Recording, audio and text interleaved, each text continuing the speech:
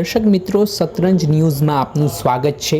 Rajkot range DIG તરીકેનો charge સંભાળ્યા બાદ નિર્લિપ્ત રાયે અસામાજિક તત્વો અને ગુંડા તત્વોની ઊંઘ હરામ કરી છે।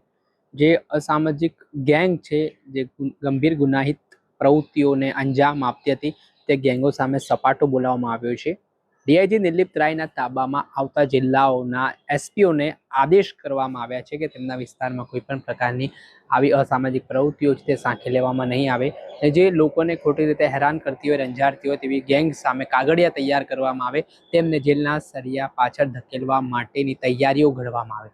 તેના જ ભાગરૂપે હવે ગોંડલની કુખ્યાત ઇમલા ગેંગ સામે હવે રાજકોટ ગ્રામ્ય એસપી દ્વારા કડક હાથે કાર્યવાહી કરવામાં આવી છે। ડીઆઈજી નિર્લિપ્ત રાયના આદેશ બાદ હવે ગુનેગારોમાં ફફડાટ ફેલાયો છે અને એક બાદ એક ગેંગ સામે ગુસ્સી ટોક હેઠળ કાર્યવાહી કરવામાં આવી રહી છે। ઇમલા ગેંગની વાત કરીએ તો 23 જેટલા ગંભીર ગુનાઓ છે તે આરોપીઓ સામે નોંધાયેલા છે, જેમાં અલગ અલગ 8 જેટલા આરોપીઓ છે ને આ આરોપીઓમાંથી 6 આરોપીઓને પોલીસે ધરપકડ કરીને તેમને જેલના સળિયા પાછળ ધકેલવાની તજવીજ હાથ ધરી છે ને અલગ અલગ ગંભીર ગુનાઓને આ ઇમલા ગેંગ અંજામ આપતી હોય તેવી વાત પોલીસ તપાસમાં સામે આવી છે। આ મામલે શું કહી રહ્યા છે રાજકોટ ગ્રામ્યના એસપી વિજયસિંહ ગુર્જર, તેમને સાંભળો। રાજકોટ રેન્જ ડીઆઈજી શ્રી નિર્લિપ્ત રાય સાહેબના માર્ગદર્શન હેઠળ રાજકોટ ગ્રામ્ય જિલ્લામાં ઇમલા ગેંગ ઉપર ગુસ્સી ટોક કાયદા હેઠળ ગુનો દાખલ કરવામાં આવ્યો છે। આ ટોળકીના કુલ 23 ગુના 23 જેટલા ગુના રજીસ્ટર્ડ છે અને આ ટોળકીમાં કુલ 8 લોકો છે, એમાંથી 6 લોકોની ધરપકડ કરવામાં આવી છે। એક આરોપી આમાં જ્યુડિશિયલ કસ્ટડીમાં છે અને એક આરોપીને હાલ પકડવાનો બાકી છે। ગેંગનો મુખ્ય સૂત્રધાર ઇમલો છે અને ઇમલાના નામથી જ આ ટોળકી પોપ્યુલર હતી અને થોડા દિવસ પહેલા જ એ લોકો સુલતાનપુરમાં રાત્રિમાં એક થાર લઈ જઈને એને મારામારી અને ત્યાં તોફાન રાત્રિમાં એ લોકો કર્યો હતો।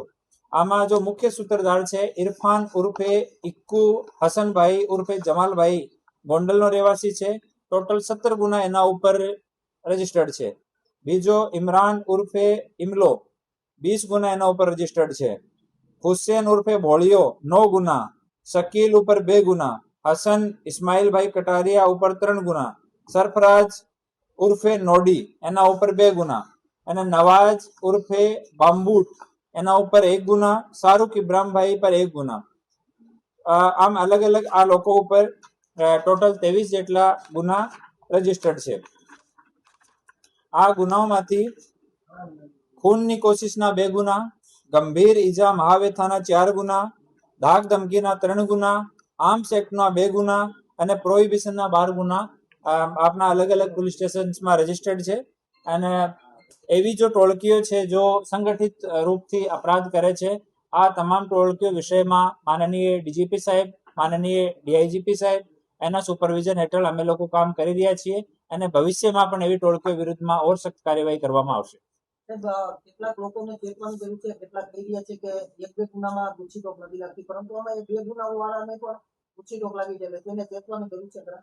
જે પણ માણસ જો ગુસ્સી ટોકનો કાયદો છે, જે પણ માણસ સંગઠિત થઈને અને ભય ફેલાશે અને કોઈ પ્રકારનો ગેરકાયદેસર કામ કરશે, એમાં જે પણ કડીથી કડી કાર્યવાહી કાનૂની રૂપથી થઈ શકશે એવો અમે અને અમારી ટીમ પૂરો પ્રયાસ એના માટે